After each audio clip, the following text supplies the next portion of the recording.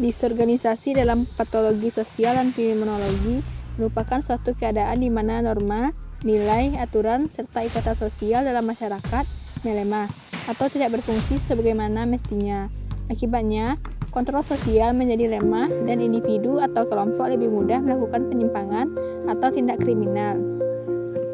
Ciri-cirinya, melemahnya pengaruh norma dan nilai sosial, longgarnya ikatan keluarga, komunitas, dan lembaga sosial, meningkatnya perilaku penyimpang seperti kenakalan remaja, kriminalitas, prostitusi, penyalahgunaan narkoba, dan lain-lain.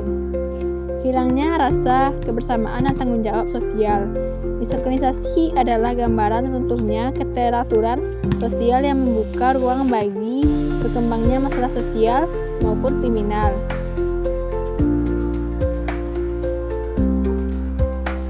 Yang pertama adalah disorganisasi sosial.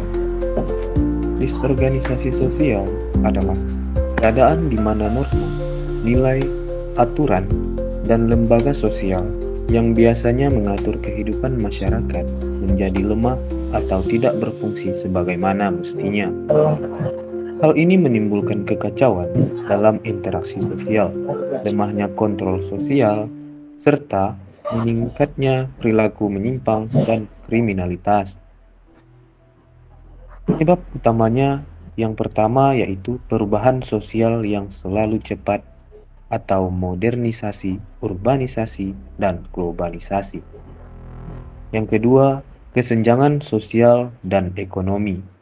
Lemahnya penegakan hukum, konflik antar kelompok atau etnis.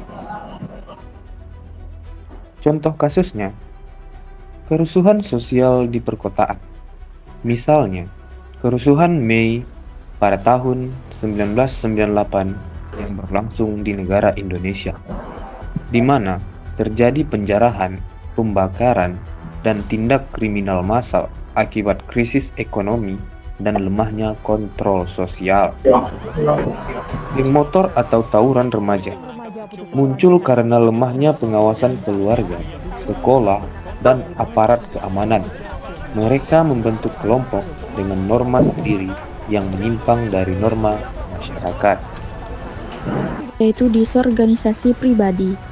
Disorganisasi pribadi adalah keadaan di mana individu mengalami konflik batin, keguncangan jiwa, atau ketidakmampuan menyesuaikan diri dengan norma dan nilai sosial yang berlaku.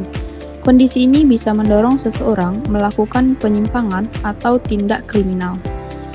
Penyebabnya trauma psikologis, stres berat, depresi atau gangguan mental, konflik parent dalam keluarga atau masyarakat, kekecewaan karena gagal mencapai tujuan hidup. Beberapa contoh kasus. Yang pertama, kasus seseorang yang mengalami depresi berat lalu melakukan tindakan kriminal. Misalnya, seorang ayah yang mengalami tekanan ekonomi berat, kehilangan pekerjaan, kemudian stres hingga melakukan pencurian atau tindak kekerasan. Yang kedua, kasus bunuh diri dengan tekanan sosial. Seorang mahasiswa gagal menyelesaikan kuliah, merasa malu, dan tidak mampu menyesuaikan diri dengan harapan keluarga, sehingga memilih mengakhiri hidup. Yang ketiga, kriminalitas impulsif. Seorang individu yang mengalami gangguan emosi atau mudah menyerah, tidak mampu mengontrol diri, lalu melakukan penganiayaan atau pembunuhan dalam keadaan emosi tidak stabil.